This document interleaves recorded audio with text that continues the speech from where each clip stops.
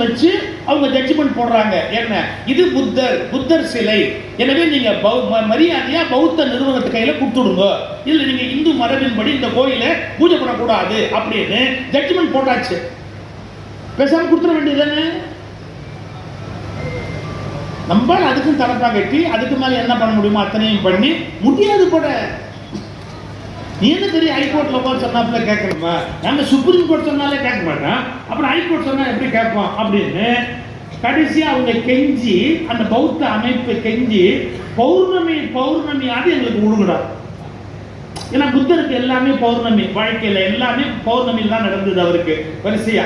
அதனால பௌர்ணமி ரொம்ப விசேஷமான ஒரு இதா கருதுவார்கள் பௌத்த மரபினர்கள். அவங்க கேட்கிறாங்க பௌர்ணமி எங்களுக்கு விடுன்னு. கடைசியா கோர்ட்ல இருந்து ஆர்டர் போட்டாங்க, பௌர்ணமிக்கு முதல் நாள் இரவு அவங்க கிட்ட ஒப்படைச்சிடணும், அவங்க அந்த பூஜையை பண்ணுவாங்க, அப்புறமா முடிஞ்சு இரவுக்கு மேலதான் அந்த கோயிலை அவங்க கிட்ட ஒப்படைப்பாங்க, அது வரைக்கும் நீங்க யாரும் அவங்க ஒன்றும் தொந்தரவு பண்ணக்கூடாதுன்னு. நம்மளால என்ன பண்ணா முதல் நாள் கோயிலுக்கு போறவங்க கோயிலை விட்டு வெளியே போல ராத்திரி முழுக்க அங்க உட்காந்துக்கிட்டாங்க.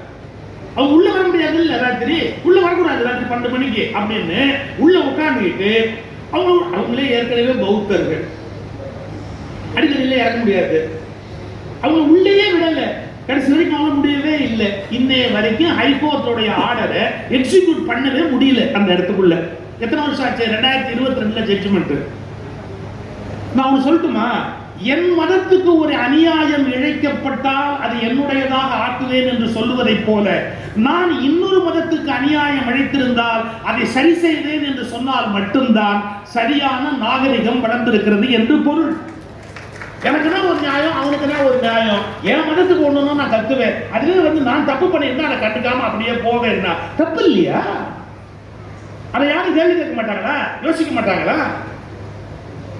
இந்த எண்ணம் வரும், என் மதம்னா எல்லாமே கரெக்ட், ஆனா அடுத்த மதத்துக்கு நான் அநியாயம் பண்ணியிருந்தேன் அப்படின்னு சொன்னா என்னை திருத்திக்கவே மாட்டேன் அப்படின்னா அது எந்த வகையோட நியாயமா என்ன முடியும்? நான் இன்னொரு மதங்களை குறை சொல்றதுக்காக விமர்சனம் பண்றதுக்காக சொல்லல. ஸ்ரீரங்கம் கோயில் திருப்பணியை திருமங்கையாழ்வார் பண்ணாரு, கரெக்ட்.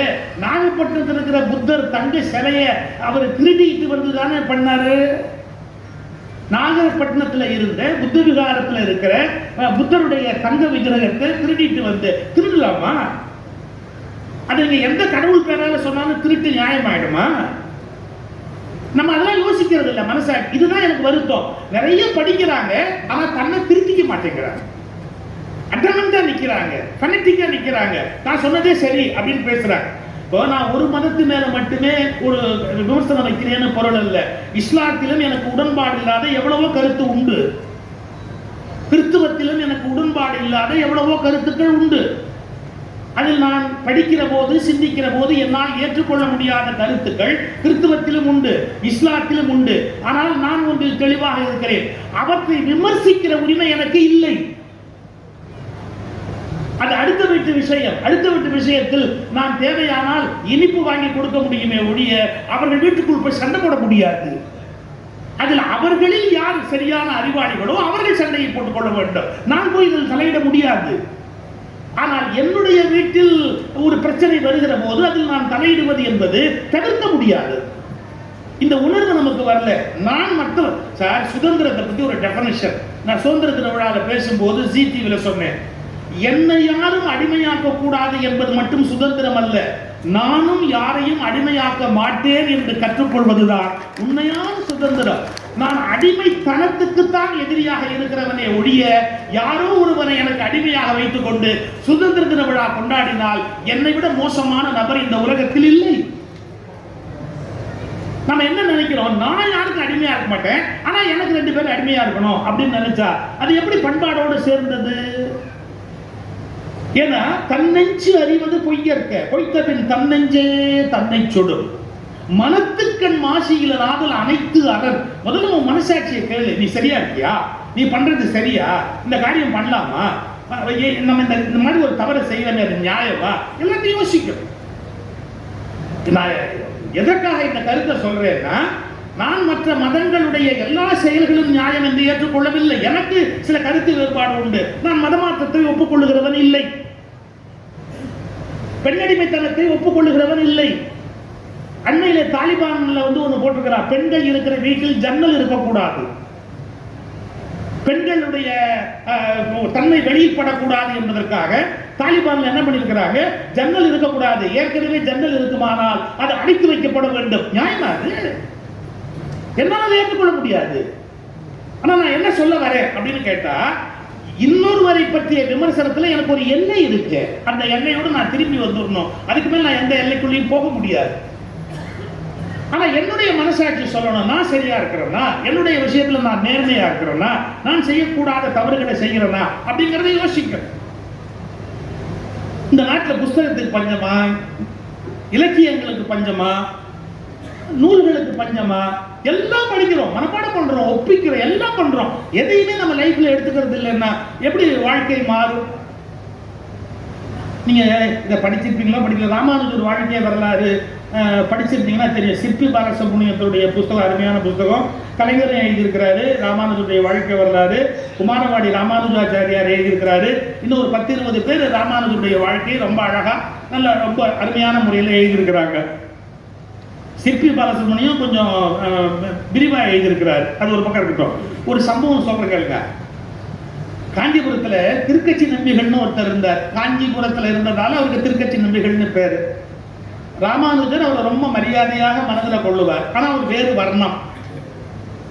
பட் அவர் மேல ரொம்ப மரியாதை உண்டு ராமானுஜருக்கு. ராமானுஜருக்கு குரு பெரிய நம்பிகள்னு ஒருத்தர். அந்த பெரிய நம்பிகள் வீட்டு கிரகப்பிரவேசம் காஞ்சிபுரத்துல. அவர் வீடு கட்டி வீட்டுக்கு புண்ணியார்ஜனம் பண்ண போறார், கிரகப்பிரவேசம் பண்ண போறார். அந்த பெரிய நம்பிகள் கிரகப்பிரவேசம் பண்ண போற போது பாருங்க, நாளைக்கு காலையில விடிய காலையில கிரகப்பிரவேசம்னு வச்சிருக்கிறாங்க.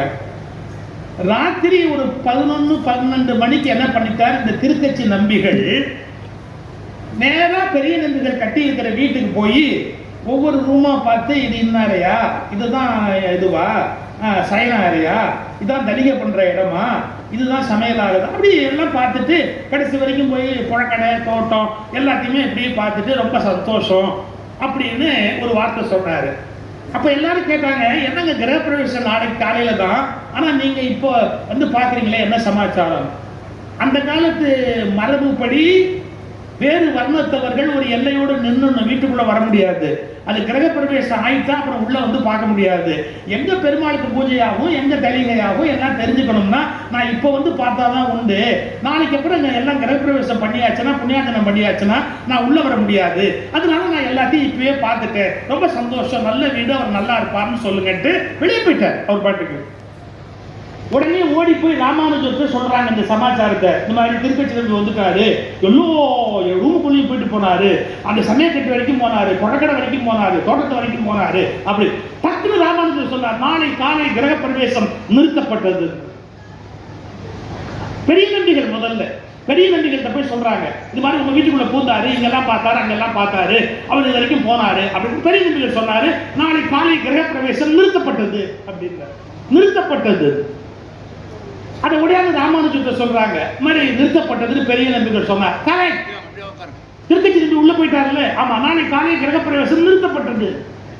யாருக்கும் ஒன்றும் புரியல. அப்ப என்னங்க அர்த்தம்? அவர் உள்ள விடக்கூடாதா என்ன? நீங்க ராமானுஜருடைய ஸ்டேட்மெண்ட் கேட்கணும். இல்லை, மிக உத்தமனான திருக்கட்சி நம்பியின் பாதம் பட்ட இடத்தை நாம் வேறு மந்திரங்கள் சொல்லி கெடுத்து விடக்கூடாது. அவர் பாதம் பட்ட இடத்தை எதுவும் செய்து விடாது.